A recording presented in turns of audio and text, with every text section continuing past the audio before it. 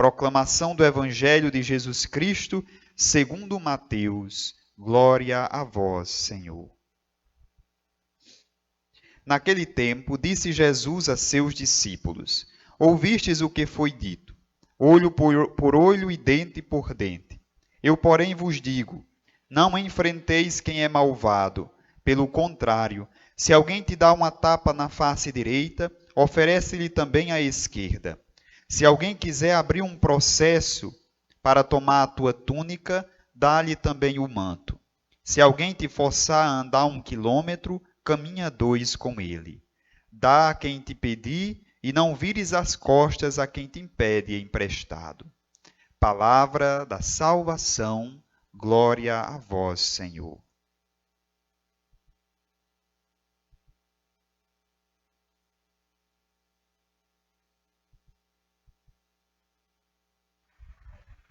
Amados irmãos e irmãs, nós acabamos de ouvir a liturgia desta segunda-feira da 11ª semana do Tempo Comum.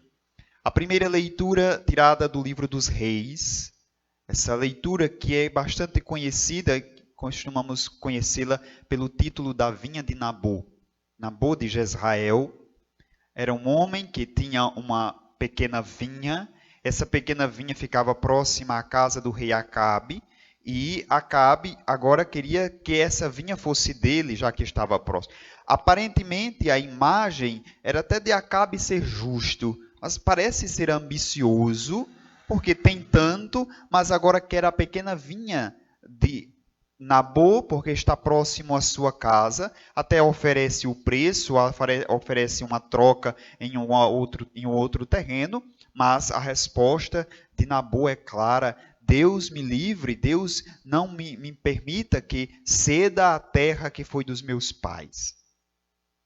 A imagem parece que Nabô não quis atender um pedido justo, mas de fato o que Nabô estava fazendo era cumprindo a lei de Israel, a lei do seu povo. A terra para o povo estrangeiro era de fato do rei.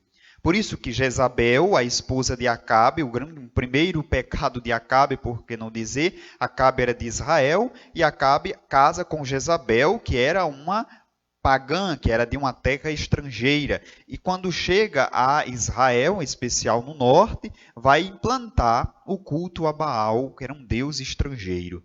Então, para Jezabel, como nós vamos ver que vai ser quem trama toda a morte de Nabô, para ela é muito simples. É tanto que ela diz que belo rei você está se saindo, que não tem coragem de tomar a terra de Acabe, de Nabô. Claro que ele não tinha, porque ele conhecia as normas de Israel.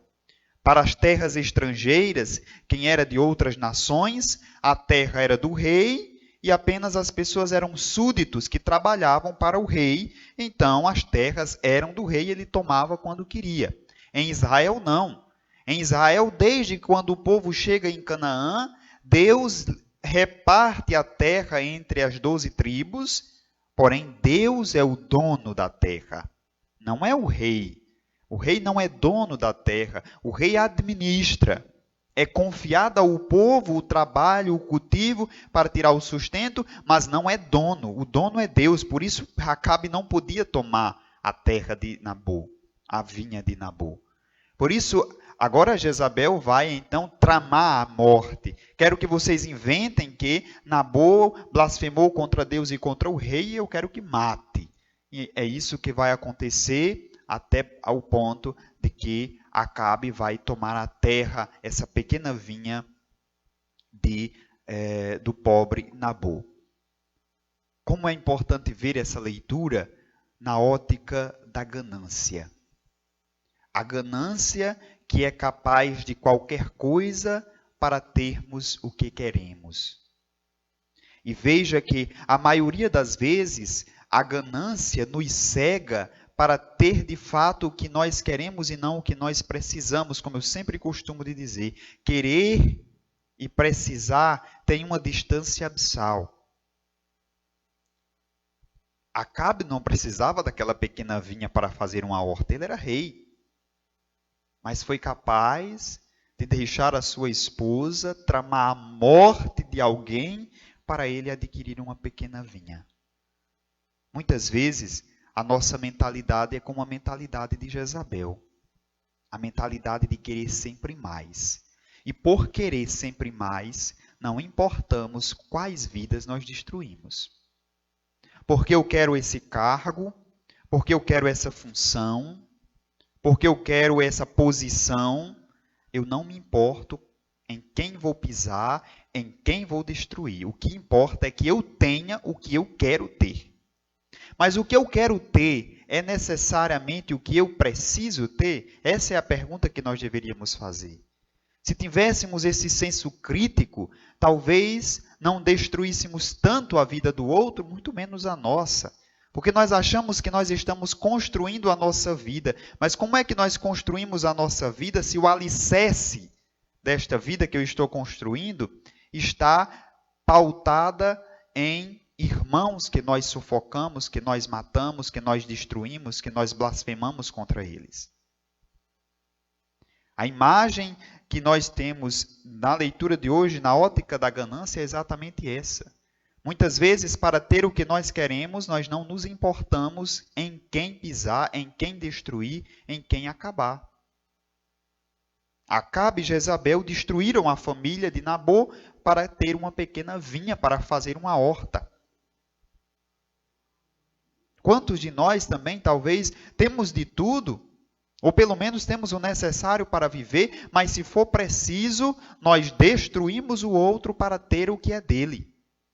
E aí, às vezes, é a mulher do outro, às vezes é o esposo da outra, às vezes é o trabalho do outro, é os clientes do outro. Ou seja, e aí nós criamos histórias, nós inventamos, nós blasfemamos, nós criamos situações para ver que o outro caia e eu tome posse daquilo que é dele. Bom, sabendo eu que aquilo não é meu. E o que não é meu está fora do lugar, portanto, eu estou cometendo uma injustiça.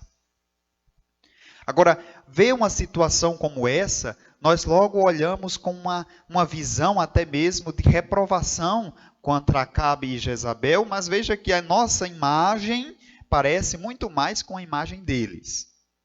Agora veja o evangelho de hoje. Como olhar uma situação como essa? Porque muitas vezes nós podemos dizer, quando estamos olhando a missa agora, e dizemos, fulano de tal age como Jezabel e como Acabe. Porque o costume humano da gente é de pegar os textos bíblicos e aplicar à vida do outro. Não é? Quando eu estava preparando a reflexão de hoje, eu não olhava para a vida do outro. Eu me perguntava quantas vezes eu não fui como Jezabel. De querer o que era do outro, da minha ambição humana falar mais alto, e para isso, muitas vezes, eu até tentei, ou eu até falei mal do outro.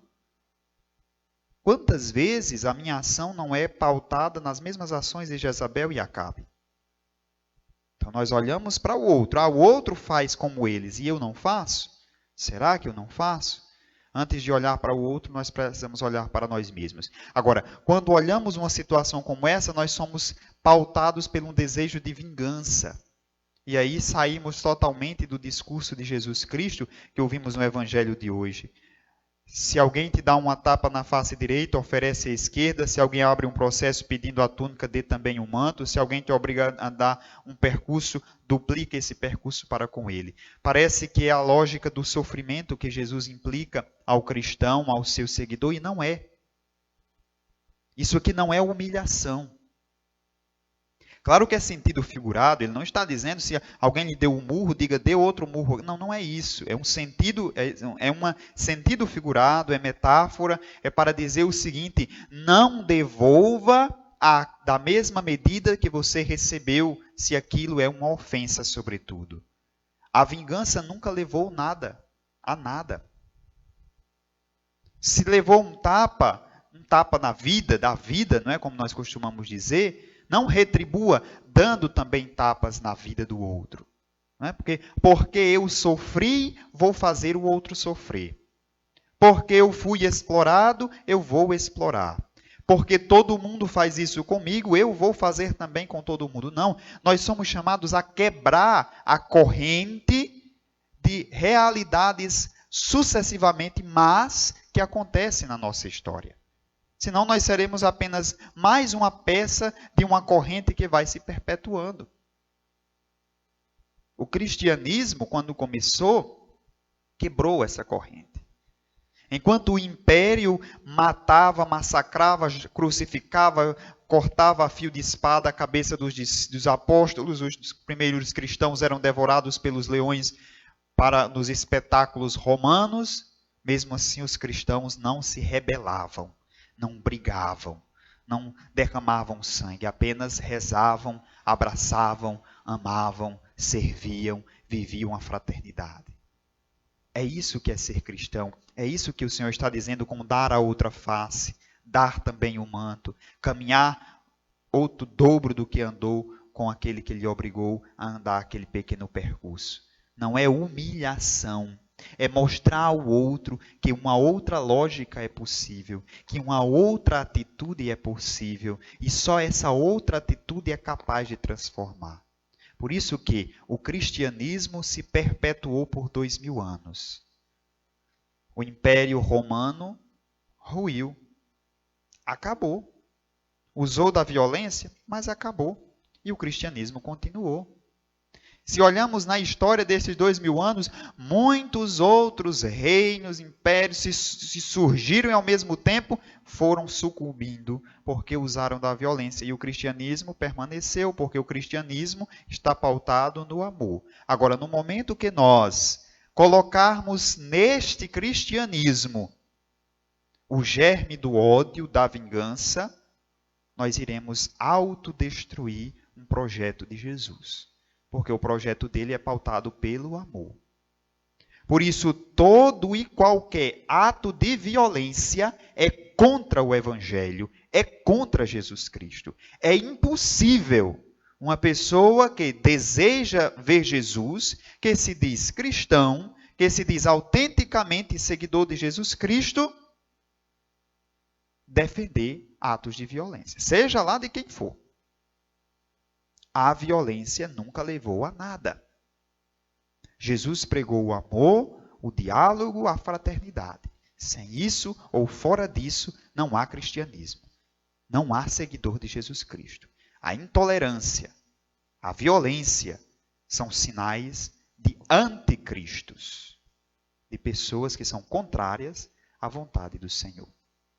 Por isso, peçamos, meus irmãos e irmãs, a ação do Espírito Santo de Deus que nos ajude e nos ilumine, guiando-nos no caminho da verdade, no caminho da vida e da fraternidade, para ser no mundo sinais do amor de Deus e não sinais da descrença, não sinais de anti-evangelho, de anticristo.